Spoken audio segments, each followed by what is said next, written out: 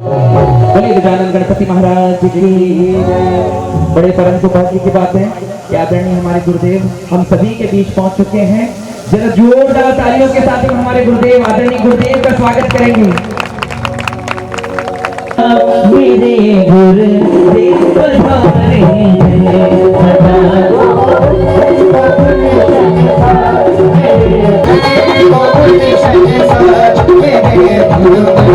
आप सभी की तालियां बजती चाहिए। जरा जोरदार तालियों के साथ स्वागत करेंगे। जोरदार तालियों के साथ में जरा दोनों हाथ खड़े करते हुए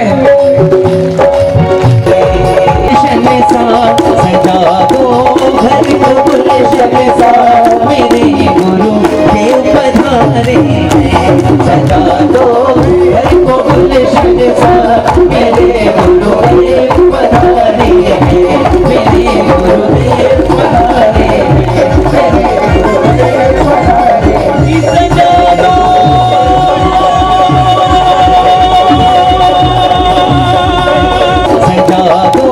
घर को गुलशन सा मेरे गुरु देव पधारे सजा दो घर को गुलशन सा मेरे गुरु देव पधारे मेरे गुरु देव पधारे सजा दो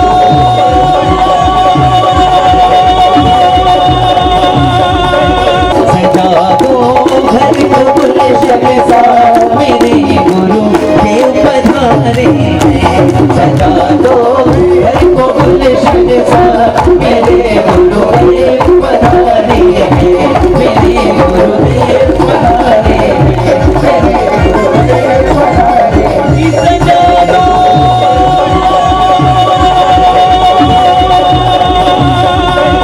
सजा दो घर को गुलशन सा मेरे गुरु देव पधारे सजा दो घर को गुलशन सा मेरे गुरु देव पधारे मेरे गुरु देव पधारे सजा दो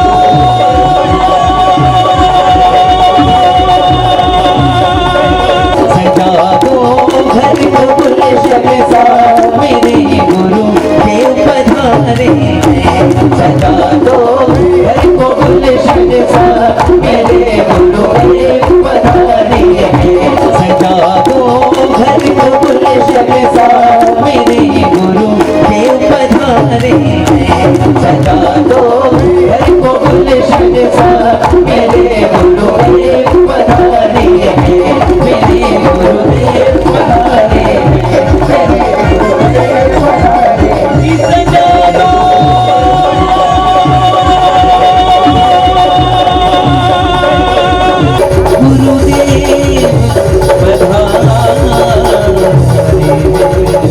सबसे पहली रिसर्च ये कि जिसे हम रोज गाते हैं, श्री राम जय राम जय जय राम, ये मंत्र किसने लिखा, कहां से आया, क्यों आया और इस मंत्र का अर्थ क्या है।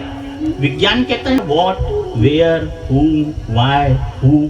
हम इन 5 कसौटियों पर कसते हैं तो साइंस आता है। तो इस मंत्र को कसा, ये श्री राम जय राम जो मंत्र, इसको त्रयोदश तारक मंत्र कहते हैं और इसको अकबर के समय में गोस्वामी तुलसीदास जी ने लिखा। और इसमें जो श्री शब्द आता है, इसका अर्थ हम किसी नाम के पहले श्री लगाते हैं ना, सम्मान सूचक, वो नहीं है। इसका अर्थ सीता माता है। अरण्य कांड में आता है कि आगे राम लखन पुनि पाछे, तापस वेश विराजत काछे, उभय बीच श्री सोहई कैसे, ब्रह्म जीव बीच माया जैसे। तो श्री यानी सीता, इस मंत्र में श्री जो है वो सीता है। तो जब हम श्री राम जय जय राम कहते हैं तो केवल राम की जय नहीं कहते, हम किसकी जय करते हैं, सीता और राम दोनों की जय करते हैं। अभी हमने अपने यहाँ गणगौर का पर्व बनाया, माता माए कल गई, माताओं का पर्व मनाया। सारे त्योहार वर्ष में हर देवता के एक बार आते हैं। कृष्ण जी का एक बार आता है, कृष्ण जन्माष्टमी। हनुमान जी का एक बार आता है, हनुमान जयंती। राम जी का भी एक ही, राम नवमी। लेकिन एकमात्र ये माता का त्योहार ऐसा है जो साल में 2 बार आता है, एक शारदीय नवरात्र और एक चैत्र नवरात्र। परमात्मा शब्द का जब आप ध्यान से अध्ययन और विश्लेषण करोगे तो परमात्मा शब्द में 2 बार मां आता है, परमात्मा। इसलिए 2 बार हम माता का त्योहार मनाते हैं, क्योंकि ये देश जो है ये इसका नाम पुल्लिंग होते हुए भी, भारत नाम पुल्लिंग है, किसी लड़के का नाम होता है, किसी लड़की का नाम भारती हो सकता है, भारत नहीं हो सकता। तो ये पुल्लिंग होते हुए भी इस मातृशक्ति को सम्मान देने के लिए हम क्या बोलते हैं? भारत माता की। आपने कभी सुना अमेरिका माता की जय? कभी सुना चीन माता की जय? ये भारत की संस्कृति, ये माताओं को सम्मान देती है। यहाँ पर राम से पहले सीता आती है, सीता राम हम बोलते हैं। यहाँ पर श्याम से पहले राधा आती है, राधे श्याम हम बोलते हैं। यहाँ पर शंकर से पहले गौरी आती है, गौरी शंकर हम बोलते हैं। यहाँ पर नारायण से पहले लक्ष्मी आती है, हम लक्ष्मी नारायण बोलते हैं। हम हर जगह मातृशक्ति को आगे रखते हैं। एक तराजू के एक पलड़े पर रख दो नर और दूसरे पर रख दो नारी, तो कौन भारी? नारी भारी, क्योंकि नर में तो कोई मात्रा ही नहीं है, विदाउट एनी ब्यूटीफुलनेस कोई मात्रा है, और नारी में 2 मात्राएं हैं। देखिए गणगौर का पर्व है, नारी में 2 मात्राएं हैं। ये जो न के आगे आ की मात्रा है, ये नारी की आन बान शान मान गौरव और मर्यादा की प्रतीक है। और ये जो र के ऊपर घुमाकर बड़ी ई की मात्रा लगाई गई है, ये इसके घूंघट की प्रतीक है, इसके शर्म की प्रतीक है, इसकी हया की प्रतीक है, इसकी ममता की प्रतीक है, इसकी समता की प्रतीक है। ये नारी के हमारा ऋग्वेद कहता है विश्व की सबसे पहली किताब भारतवर्ष में लिखी गई, उस किताब का नाम है ऋग्वेद। उसमें एक ऋचा आती है, यत्र नार्यस्तु पूज्यन्ते रमन्ते तत्र देवताः। जहां नारियों की पूजा होती है वहां साक्षात ईश्वर निवास करता है। हमारा मर्यादा पुरुषोत्तम प्रभु श्री राम, जिसकी रामायण अपने गांव में 3-3 जगह होती है, वो सबसे पहले उठने पर क्या काम करते हैं? देखिए ये चौपाई हमारे यहाँ अक्सर गाई जाती है। यहाँ पे पर्सनालिटी डेवलपमेंट की आजकल क्लास चलती है, व्यक्तित्व विकास की। इस राष्ट्र का मर्यादा पुरुषोत्तम श्री राम सुबह उठकर जो सबसे पहला कार्यक्रम हर रोज करता है, उस कर्म को यदि हम जीवन में धारण कर लें, सफलता की आधी संभावनाएं तो वहीं से प्रारंभ हो जाती है। कौन सा कर्म करते हैं भैया प्रभु श्री राम? उठ कर रघुनाथा।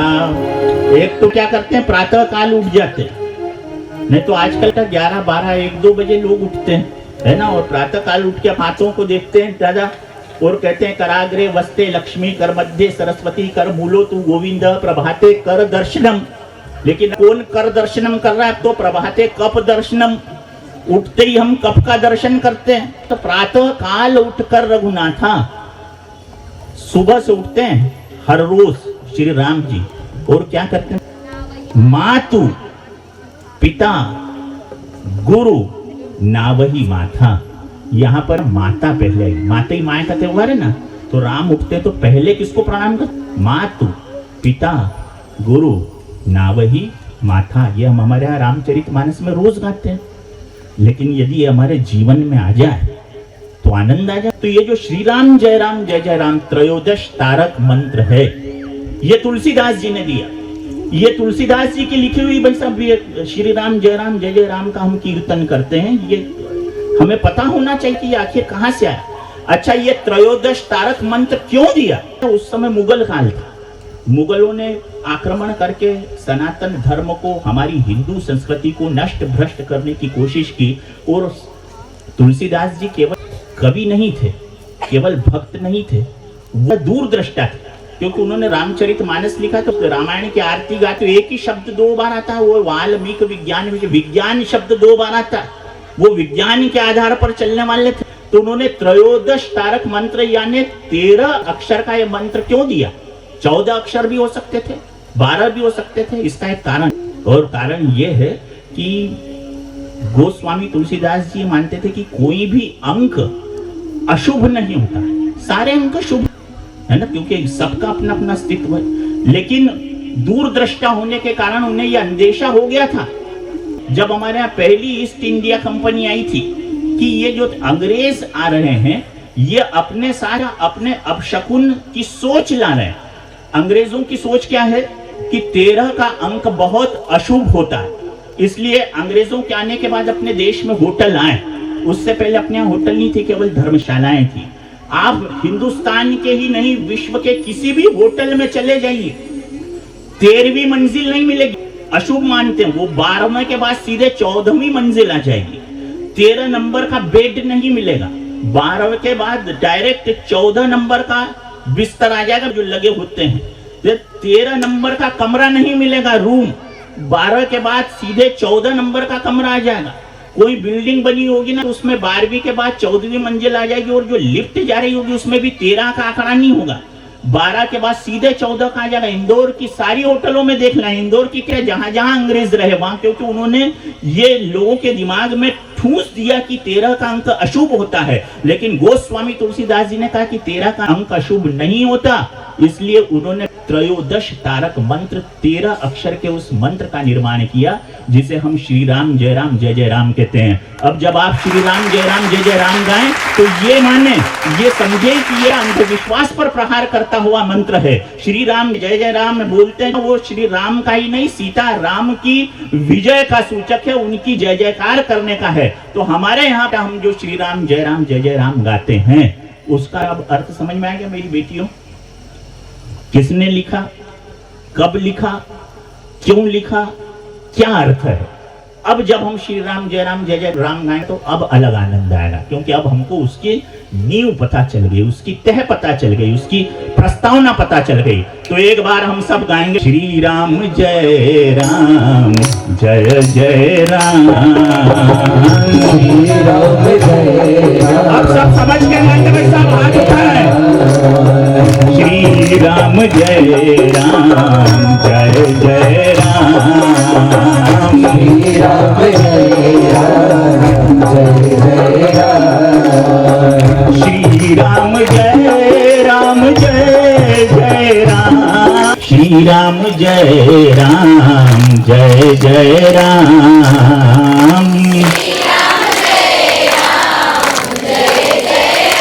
अब ये पीछे भाई बैठे हैं मेरे गांव के जो आदरणीय, आपकी आवाज भी मुझ तक आनी चाहिए भाई साहब, भगवान का नाम है और ये इसी गांव से सीखा है मैंने। आप सब भी गाएंगे श्री राम जय राम जय राम,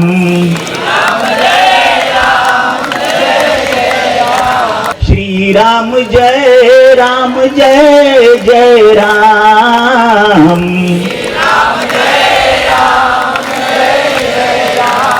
वाह वाह, अब सब मिलके गाएंगे भाई साहब, आप भी गाएं, आप भी गाएं। श्री राम जय राम जय राम,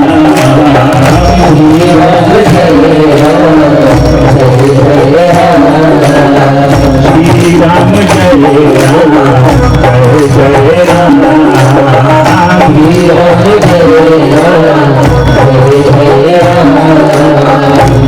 अब दूसरा मंत्र, हमारे यहाँ एक ग्रंथ है काली संत तारायण उपनिषद, ये हरे राम मंत्र वहां से लिया गया बेटा। क्या अर्थ है इसका? इसमें हरे का कोई ग्रीन कलर से नहीं है जिस पे आप बैठे। हरे का अर्थ क्या है? आप में से कोई 6ठी 7वीं में संस्कृत पढ़ता होगा, उसमें हम विभक्ति चलाते ना। मैं जब यहाँ 6ठी में पढ़ता था तो एक लंबे से परसाई साहब होते थे, वो हमको विभक्ति चलाना सिखाते थे। राम रामो रामा, संबोधन में क्या था? हे राम हे रामो हे रामा। हरि शब्द को चलाओ, हे हरि हे हरे हे हरे। तो ये जो हे हरे है ना, ये हरि यानी विष्णु के नाम का संबोधन है। तो हरे राम, राम क्या है? विष्णु के 7वें अवतार हैं। हरे कृष्ण, कृष्ण क्या है? विष्णु के 8वें अवतार हैं। और हरे जो पहले आ रहा है वो भगवान विष्णु के लिए आ रहा है। विष्णु कौन? शांताकारम भुजग शयनम पद्मनाभम सुरेशम। हम बोलते हैं विष्णु एकमात्र ऐसे देवता है कि जिनकी शादी हुई ना, किससे हुई? वो समुद्र मंथन से लक्ष्मी जी निकली। तो पहले वो कहाँ रहते थे? वैकुंठ में रहते थे, लेकिन शादी की तो वो कहाँ चले गए? क्षीर सागर में रहने चले गए, अपनी गांव की भाषा में कहें तो घर जमाई हो गए, वहां रहने लग गए ना विष्णु भगवान। तो ये मातृशक्ति के प्रति उनका सम्मान है। तो जब हम कहते हैं हरे राम राम राम हरे हरे, हरे कृष्ण कृष्ण कृष्ण हरे हरे, संतारण उपनिषद से लिया हुआ मंत्र भगवान विष्णु के 7वें और 8वें अवतार का जयकारा करता है। ठीक है, अब जब हम गाएंगे हरे राम क्या है, इसकी बुनियाद पता चलेगी। गाएं एक बार, हरे कृष्ण कृष्ण कृष्ण हरे हरे, हरे कृष्ण कृष्ण कृष्ण हरे हरे, हरे राम राम राम हरे हरे, हरे राम राम हरे हरे, हरे कृष्ण कृष्ण कृष्ण हरे हरे। तीसरा मंत्र बेटा, ओम जय जगदीश हरे। अब हरे का अर्थ तो आप सब समझ ही गए है ना। स्वामी जय जग कहां से आई है, क्यों आई, किस लिए आई, क्या हुआ? आरती को गाने पर अंग्रेजों के काल में बैन लग गया था और जो इसे गाता था उसे जेल में बंद कर दिया जाता था, क्योंकि ये केवल धार्मिक आरती जिसे हम कहते हैं, आरती कब हो जाती है, कोई भी वंदना आरती तब होती है जब हम दीप प्रज्वलित करके ईश्वर को वारते हैं, तब वो आरती होती है, अन्यथा वो वंदना है, वो भजन है। तो ये जो वंदना थी, इसको गाने पर लोगों को जेल हो जाती थी, लोगों को फांसी पर चढ़ा दिया जाता। क्यों चढ़ा दिया जाता था? क्योंकि ये उस समय हिंदुस्तान के सनातन धर्मावलंबियों को एकता करने का एक शंखनाद बन गया था। और इसे किसने लिखा? 1870 के पंजाब में एक जिला है जालंधर, उसके पास एक गांव है फिल्लोरी, आज भी गांव है, वहां पर एक पंडित जी हुए, जैसे मैं लोनारा में हुआ है ऐसे वहां पर हुए। उनका नाम था पंडित श्रद्धाराम शर्मा, लेकिन फिल्लोरी में पैदा होने के कारण उनका नाम लिखा गया पंडित श्रद्धाराम फिल्लोरी। और उन्होंने इस आरती की सर्जना की, इसलिए की ताकि देश में एकता आ सके, ताकि अंग्रेजों के विरोध में सनातन धर्मावलंबी वातावरण बना सके। और इसमें आरती में जो आखिरी में आता है, श्रद्धा भक्ति बढ़ाओ संतन की सेवा आता है। तो इसमें ये जो श्रद्धा शब्द है, कोई श्रद्धा के लिए नहीं है, जो हमारे मन का एक सम्मान सूचक भाव, ये उनकी छाप है। अपने यहाँ निमाड़ी में बोलते हैं कि जो गरबी लिखी ना, इसमें छाप दे दी, तो ये श्रद्धा राम के नाम की छाप है। श्रद्धा राम फिल्लोरी कहते हैं श्रद्धा भक्ति बढ़ाओ, श्रद्धा राम फिल्लोरी कहते हैं कि भक्ति को बढ़ाओ और संतों की सेवा करो। तो ये होता है ओम जय जगदीश हरे। ये आरती कब होती है? जब हम दीपक जला के वारते हैं, अन्यथा यह केवल भजन होता है। और ओम का अर्थ क्या होता है? साइंस में तो इसका बड़ा बहुत लंबा विश्लेषण है। पदार्थ के छोटे से कण से लेकर विश्व के सबसे बड़े कण तक, पूरे ब्रह्मांड तक 3 ताकतें पाई जाती हैं। एक ताकत जो होती है वो निर्माण करती है, दूसरी संचालन करती है, तीसरी नाश करती है। ये 3 ताकतें होती ना, 3 एनर्जी होती, 3 ऊर्जा होती है। सारा संसार भाई साहब 3 एनर्जी से मिलकर बना हुआ है। ये मैं नहीं कह रहा हूं, विश्व के सारे वैज्ञानिक कह रहे हैं। 3 एनर्जी में पहली एनर्जी जो निर्माण करती है उसको बोलते हैं प्रोटॉन, वो जनरेट करता है। दूसरी जो होती है वो होती है इलेक्ट्रॉन, वो डिस्ट्रॉय करता है, नष्ट करता है। और तीसरी होती है न्यूट्रॉन, जो न्यूट्रल रहता है, न डिस्ट्रॉय करता है न निर्माण करता है, वो संचालित करते रहता है। तो proton, neutron, electron, proton plus energy, neutron न प्लस न माइनस एनर्जी, और इलेक्ट्रॉन प्रोटॉन न्यूट्रॉन, न्यूट्रॉन जो है minus energy, proton plus electron minus, neutron न प्लस न माइनस। ये 3 एनर्जी से बड़ा सारा संसार बना है। 1 मिनट विज्ञान की बात करूंगा केवल। ये किसके चक्कर लगाती? एक वैज्ञानिक हुए, उसके अनुसार 2n² का समीकरण है, तो बीच में नाभिक होता है, उसके चक्कर लगाती है। ये बात विश्व को जो विज्ञान अभी 1 शताब्दी 1.5 शताब्दी पहले दे रहा है, भारतवर्ष ने ये बात सदियों पहले दुनिया को दी थी। हमारे यहाँ भी 3 ताकतें हैं। एक ताकत कौन सी? ब्रह्मा की, वो क्या करती है? जनरेट करती है। एक ताकत कौन सी है? विष्णु की, वो क्या करती है? ऑपरेट करती है। एक ताकत कौन सी? शिव की, वो क्या करती है? डिस्ट्रॉय करती है। जनरेटर का जी, ऑपरेटर का ओ, डिस्ट्रॉयर का डी, एक लिया जी, एक लिया ओ, एक लिया डी, जीओडी, गॉड बन गया। यही तो भारतवर्ष दुनिया को सदियों से कहते आया है कि ब्रह्मा विष्णु और महेश पार ब्रह्म के चक्कर लगा। इसलिए हम गाते हैं जब ओम जय जगदीश हरे, तो ओम में ये तीनों ताकतें बसी हुई। ओम जय जगदीश हरे, स्वामी जय जगदीश हरे, भक्त जनों के संग दास जनों के दूर करे। ओम जय जगदीश हरे, ध्यावे फल पावे, दुख बिन से मन का, स्वामी दुख बिन से मन का, संपत्ति घर आवे, सुख संपत्ति घर आवे, कष्ट मिटे तन का। ओम जय जगदीश हरे। जय गणेश जय गणेश जय गणेश देवा। सूरदास जी ने लिखा, जो तुलसीदास जी के समकालीन कवि थे, भक्त कवि थे, और उनके नाम की छाप आती है सब। सूर श्याम शरण आयो, सुफल कीजे सेवा, जय गणेश जय गणेश जय गणेश देवा। लोकमान्य बाल गंगाधर तिलक ने शुरू किया गणेश उत्सव। था तो धार्मिक, मगर उसके पीछे राष्ट्रीय एकता के सूत्र आबद्ध थे। हमारे यहाँ धर्म सामने होता है, लेकिन पीछे राष्ट्र की एकता की बात होती है, देश की मजबूती की बात होती है। जय गणेश जय गणेश जय गणेश देवा, जय गणेश जय गणेश जय गणेश देवा। माता जाकी पार्वती पिता महादेवा, माता जाकी पार्वती पिता महादेवा। एक दंत दयावंत चार भुजाधारी, एक दंत दयावंत चार भुजाधारी, एक दंत दयावंत चार भुजाधारी, एक दंत दयावंत चार भुजाधारी। माथे पे सिंदूर शोभे मूष की सवारी, माथे पे सिंदूर शोभे मूष की सवारी। जय गणेश जय गणेश जय गणेश देवा।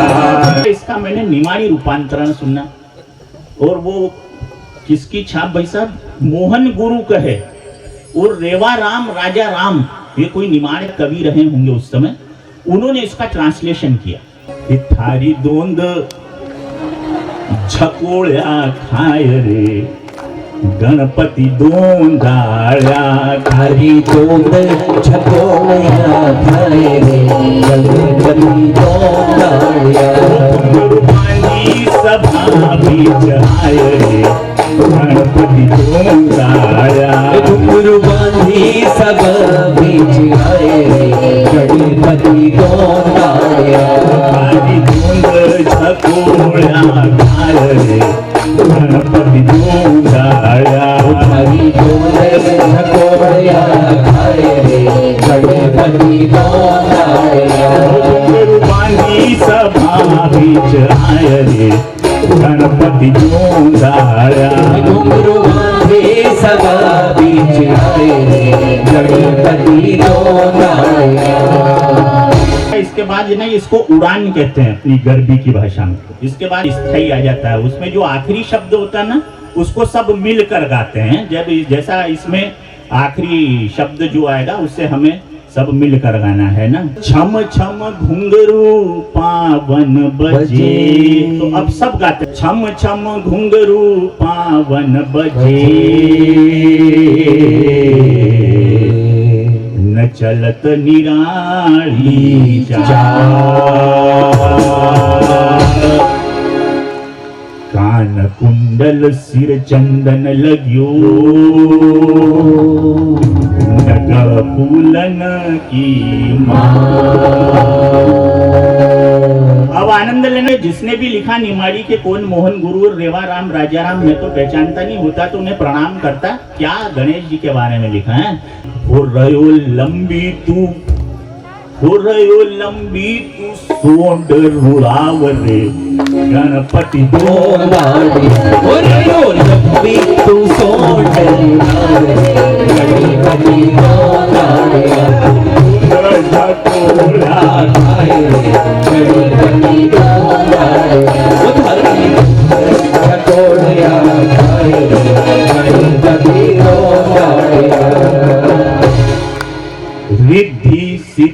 चरण दासी रहे,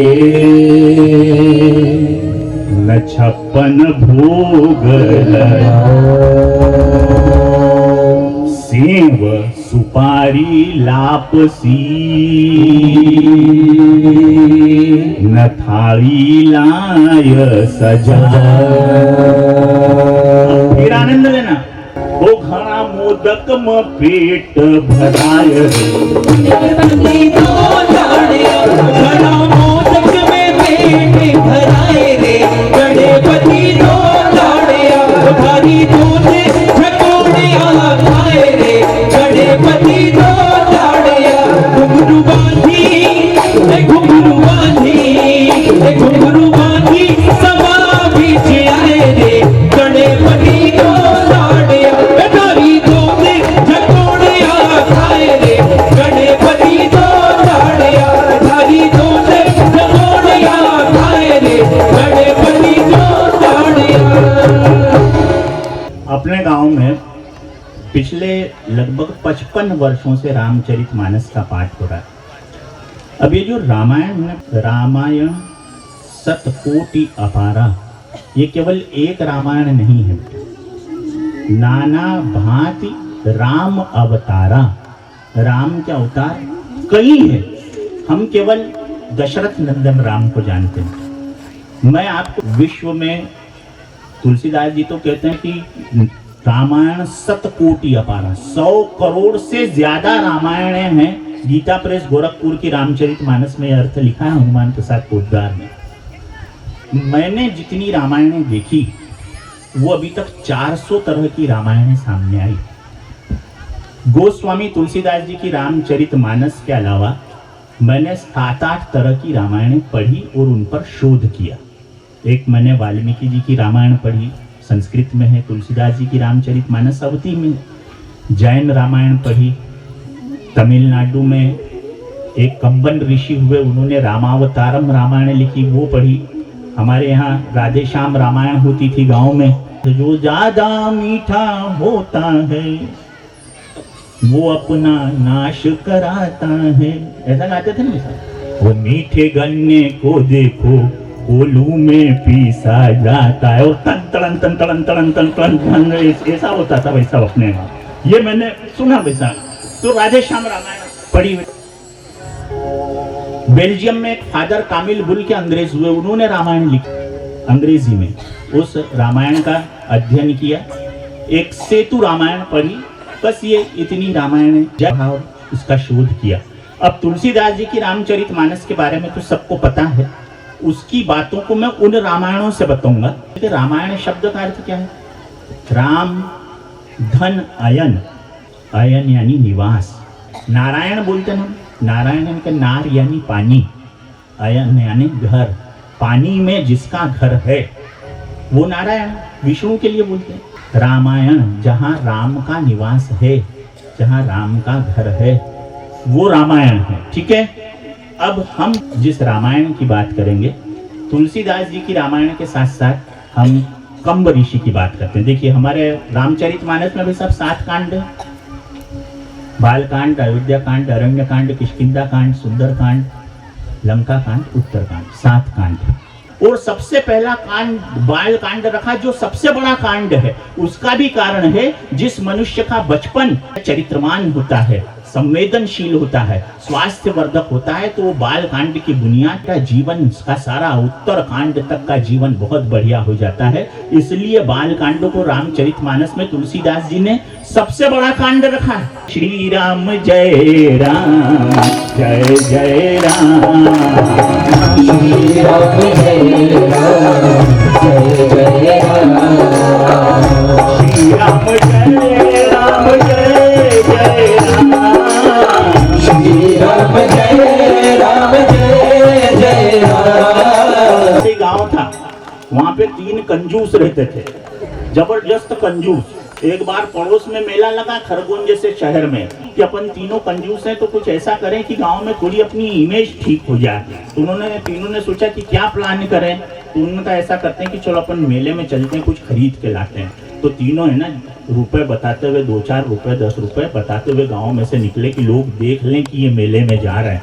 कंजूस नहीं है। अब मेले में गए तो खरीदने की हिम्मत नहीं हुई। इधर जलेबी के काउंटर पर से गुजरे तो लगे कि बहुत ज्यादा खर्चा हो जाएगा, उधर वो पानी पताशे के काउंटर पे से गुजरे तो बहुत ज्यादा खर्चा हो जाएगा, क्या करें। तो यार बराबर ऐसे ही गांव में चले गए तो और ज्यादा इज्जत खराब हो जाएगी कि गए थे और कुछ करके नहीं आए, कुछ लेके नहीं आए। तो ऐसा करें कि कुछ ले चलें। तो तीनों ने 100 ग्राम घी खरीदा, तीनों ने, और वो प्लास्टिक की थैली में भरा। और फिर पूरे गांव में से, बाजार चौक से लेके हथई से लेके पिपड़िया चौक तक होते हुए वापस बड़ी पुरानी स्कूल से होते हुए बाजार में आ गए कि सब देख रहे हैं कि भाई हम कंजूस नहीं है, 100 ग्राम घी खरीद के लाए। फिर तीनों ने कहा कि भाई अब ऐसा करते हैं कि अपन ने घी तो खरीद लिए, अब अगले महीने 1 महीने बाद फिर मिलेंगे और पूछेंगे एक दूसरे की से कि भाई घी के क्या हाल। अब वो 1 महीने बाद तीनों मिले तो पहले ने तो पूछा दूसरे से कि भाई तेरे घी के क्या हाल है। तो यार मेरा घी तो थोड़ा ही कम हुआ है। क्योंकि कैसे, क्योंकि हमारे घर वो जितनी रोटियां बनती ना उनकी हम पूरी गड्डी जमा लेते हैं और एक ऊपर वाली रोटी पे घी लगा देते हैं, नीचे दूसरी वाली पे जो नीचे उस पे लगा देते हैं और वो पूरी रोटियों पे हमको लगता है घी लग गया और हम खा लेते हैं। तो अभी तो क्योंकि 100 ग्राम में से मुश्किल 20 ग्राम ही खर्चा हुआ है। तो दूसरे ने कहा यार तू तो बड़ा खर्चीला है, इतना घी खर्चा कर दिया। मैंने तो यार और मैंने तो कुछ अलग ही तरकीब से काम करता हूँ। तो क्या करते हो? क्योंकि हम क्या करते हैं कि सारी रोटियों की थप्पी जमा देते हैं, उसके बाद एक बड़ी सुई लेते हैं, उसको घी में डुबोते हैं और फिर उसको रोटियों में खोस देते हैं। सबको घी लग गया। तो तीसरे ने कहा कि तुम दोनों तो यार बहुत ही यार क्या लोग हो यार, घी खर्चा करते हो। मैंने तो यार मेरा तो पूरा घी बचा हुआ है। तो कि आप क्या करते हो? क्योंकि हम तो क्या करते हैं कि सारे घर वाले जब रोटियां खाना खाने बैठते हैं तो मैं वो जो घी है ना उसको मैंने बर्नी में भर दिया है, वो बर्नी को खोल देता हूँ तो उसकी खुशबू से पूरा कमरा महकता है किचन और हम घी खा लेते हैं। तो ऐसे वैसा बिना 3 टाइप के कंजूस होते हैं। तो यहाँ पर कम से कम राम कथा सुंदर कर तारी। खुद तुलसीदास जी कहते हैं कि राम की कथा सुंदर तालियों की तरह है। हमारे पुराण कहते हैं करतल ध्वनि ना निर्गतानी पापानी, तालियां बजाने से पाप निकलकर भाग जाते हैं। बाबा रामदेव रोज सुबह 5 बजे कहते हैं कि विश्व का सबसे बढ़िया एक्यूप्रेशर और योग यदि कोई है तो वो ताली बजाना है, क्योंकि तालियां बजाने से भाई साहब सबसे ज्यादा हमारी बीमारियां दूर होती है। अरण्य यानी समझते ना, जंगल, वन, फॉरेस्ट। एक बार क्या हुआ कि एक अंग्रेज इंदौर एयरपोर्ट पर उतरा और उसने कहा कि भाई कहीं घूमना है। बाहर निकला तो एक टैक्सी ड्राइवर मिला, अपने लोनारा वाला बंदा था। अंग्रेज ने उससे कहा कि भैया कहीं घुमा ला। तो उसने सोचा कि चलो महेश्वर ले चलें, वही पास में, अपना घर भी उधर ही है तो मिल भी लाएंगे घर वालों से। तो उसने कहा चलो महेश्वर ले चलता हूँ। रवाना हुए तो बीच में तुलसी का पौधा दिखा। तो तुलसी का पौधा दिखा तो अपना निमाड़ी भाई वो उतरा, उसने प्रणाम किया। वो अंग्रेज भी पीछे पूछे उतरा, उसने कहा व्हाट इज दिस। तो अपने भाई ने कहा कि ये तुलसी है और ये हमारी माँ है। उसने कहा अच्छा ये तुम्हारी माँ है। उसने तुलसी के पौधे को उखाड़ा, ऐसा मसला फेंक दिया। अब अपने निमाड़ी भाई का दिमाग खराब, इसको सबक सिखाना चाहिए। थोड़ी दूर आगे गाड़ी में बिठा के ले गया तो उसको कांच कीड़ी की फली दिखी, हाथ जोड़े। अंग्रेज ने कहा कि व्हाट इज दिस। तो उसने कहा ये हमारे पिताजी हैं। ठीक है, अच्छा वो तुम्हारी माताजी थी, ये पिताजी हैं। अंग्रेज ने तोड़ी, मसली, फेंकी। 1 मिनट बाद जिधर हाथ लगाया उधर खुजाल चल। इतना खुजाला कि वो लाल हो गया। तभी से अंग्रेज लाल पैदा होने लगे। क्योंकि ये क्या हो गया साहब, क्या करूं। तो निमाड़ी बंद ने कहा कि तूने ना हमारी माता का अपमान किया था, इसलिए हमारे पिताजी नाराज हो गए, तो कि अब क्या करना पड़ेगा, क्योंकि अब आपको है ना दूसरी माँ की शरण में जाना पड़ेगा।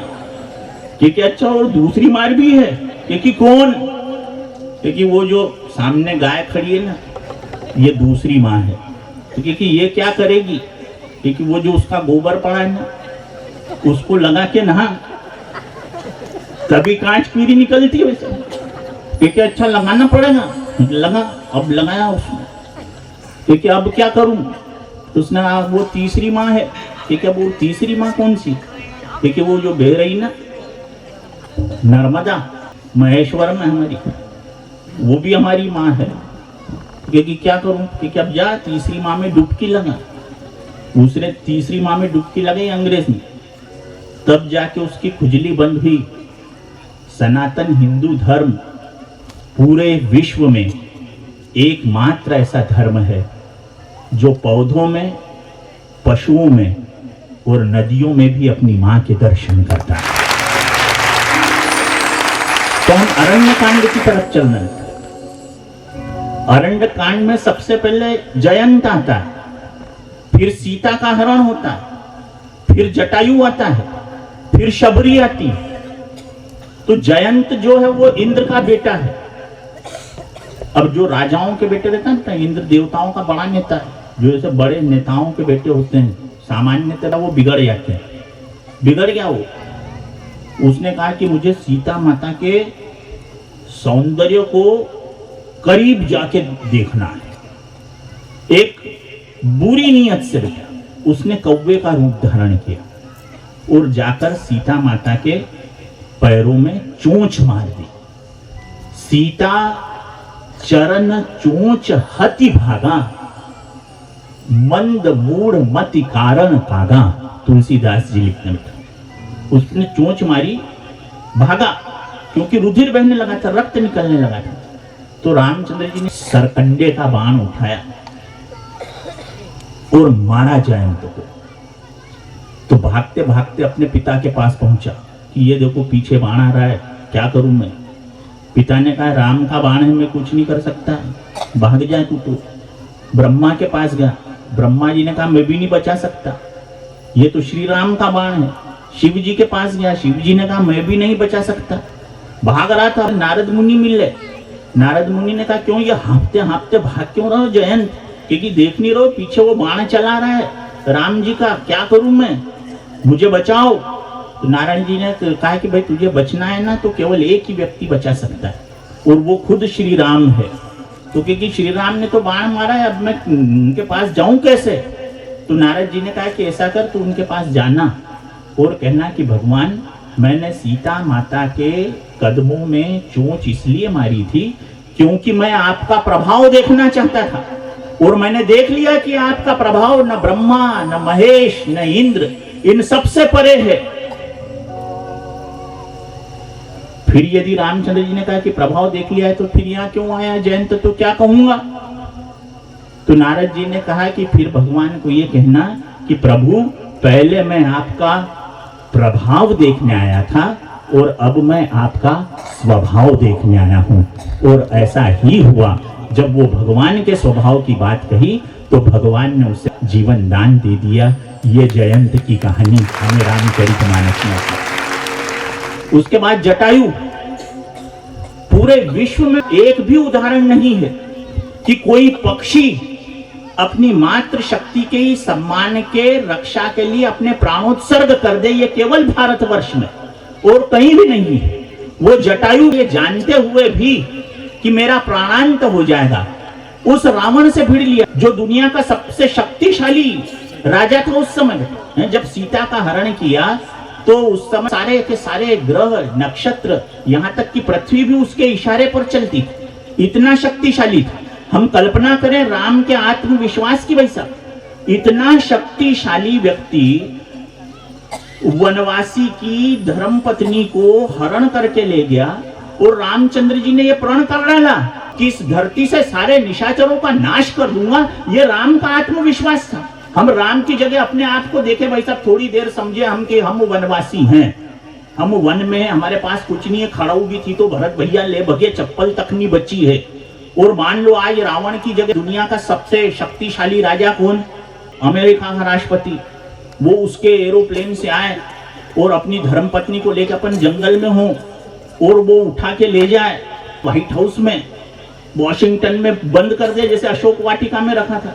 तो क्या अपने में इतना आत्मविश्वास है धरती से उसके सारे अंग्रेजों को खत्म कर दूंगा, इतना कॉन्फिडेंस है क्या?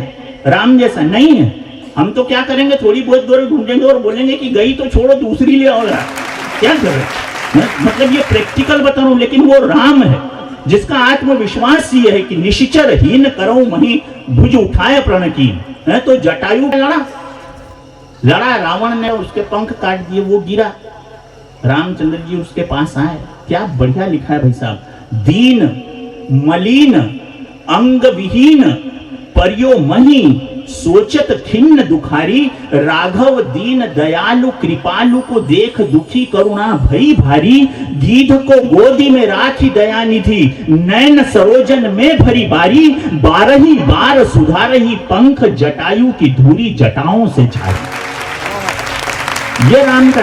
और ऐसा ही वर्णन कृष्ण के सुदामा चरित्र में नरोत्तम दास लिखते हैं कि देखी सुदामा की दीन दशा करुणा करके करुणा निधि रोए, और पानी परात को हाथ छुयो नहीं नैनन के जल से पग धोए। यही बात थी। और जटायु ने जब प्राणांत हो रहा था, भगवान ने कहा कि मैं तुझे जीवन दान देता हूं। जटायु ने कहा आप सामने है, जीवन दान लेके क्या करूंगा?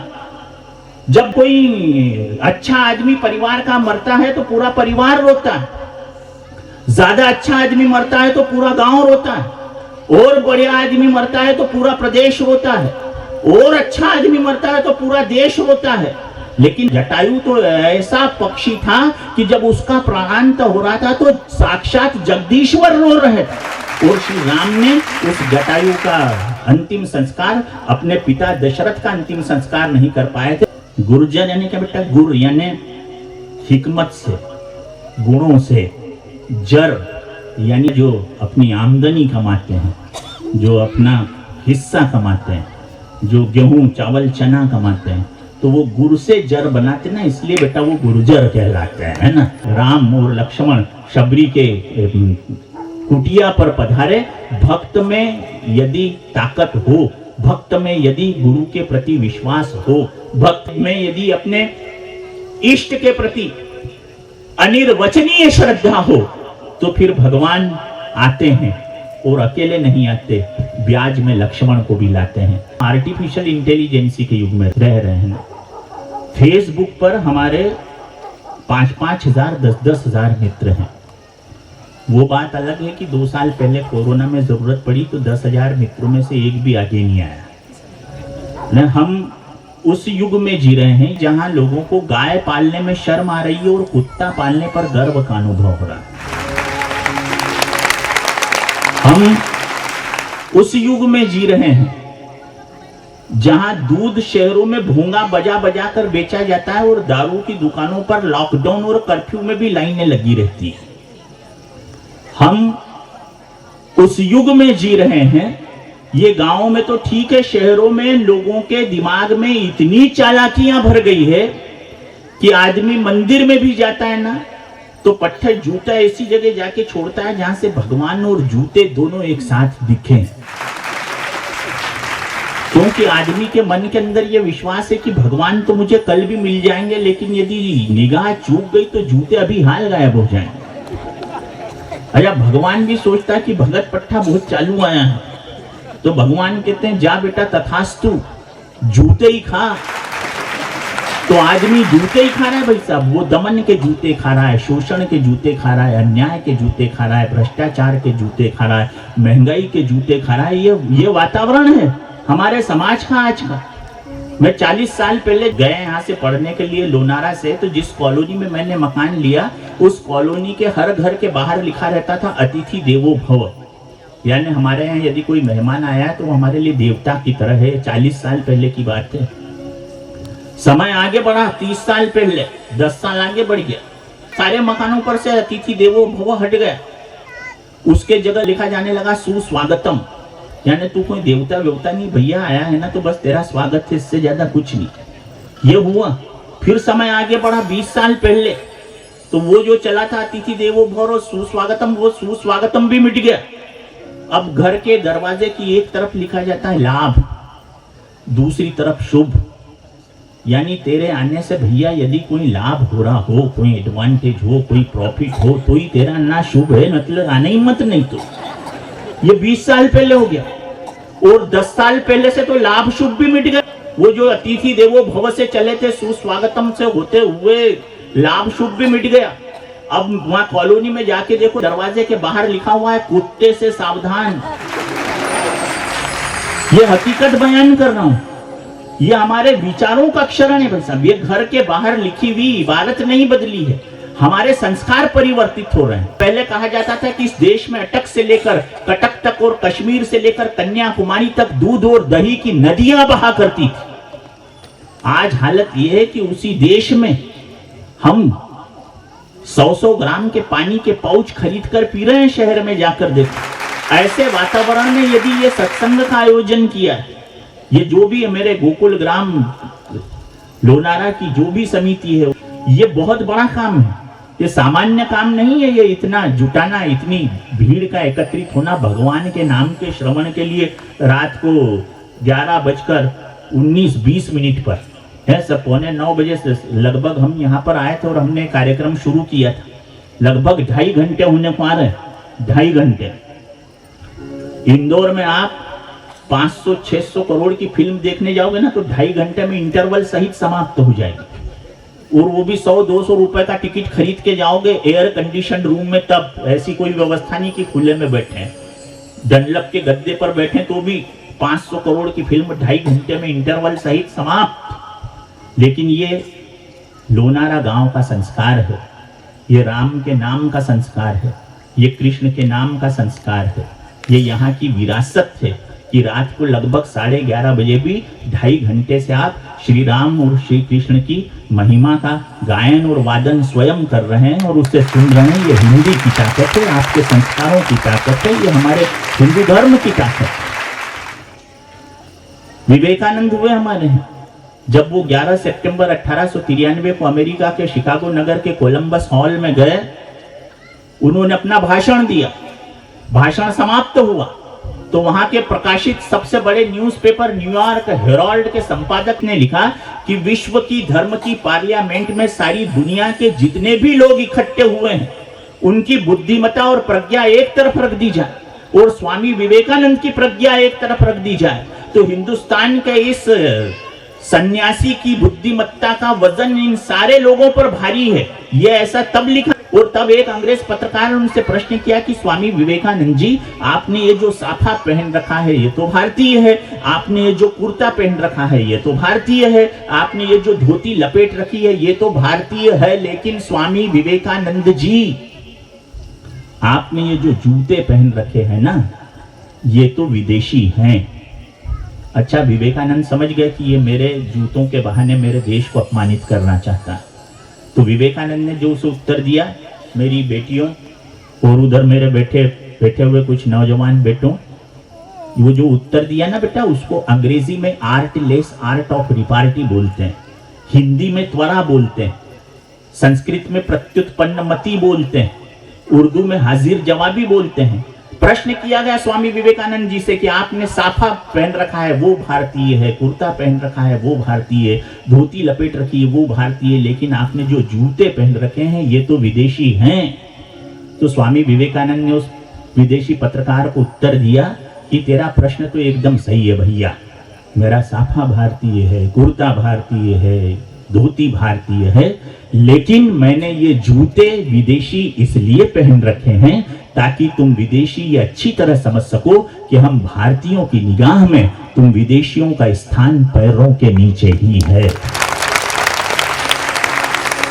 ये अपने देश का स्वाभिमान होता है। जैनों की जो रामायण है, हमारे जैन धर्म के भी काफी भाई हैं, आपने जैन रामायण पढ़ी होगी, नहीं पढ़ी हो तो उसमें जटायु वाला प्रसंग पढ़ना। जो जटायु वाला प्रसंग है, उस समय उसे भगवान श्री रामचंद्र जी जटायु को नमोकार मंत्र का उपदेश देते हैं। आपका मंत्र है नमोकार, सबसे बड़ा मंत्र है जैन समाज का। नमो नमो अरिहंताणम, नमो नमो सिद्धाणम, नमो नमो आयरियाणम, नमो नमो वज्जायाणम, नमो लोवे सव्व साहुणम, ऐसो पंचनमोक्कारो सव्व पावपनासनो और मंगलानाम च संवेसिम पद्मम हवई मंगलम। ये उपदेश श्री रामचंद्र जी ने दिया। नाना रूप राम अवतारा, रामायण 7 कोटि अपारा, 100 करोड़ से ज्यादा रामायण है और सबकी अपनी अपनी कहानियां हैं और सब सच है, क्योंकि ये ईश्वर की महिमा है ना। उमा दारू जो शित की नाई, सब ही नचावत राम गोसाई। तो आज की कथा में हम सब ने बहुत आनंद लिया। श्री राम जय राम, जय जय राम।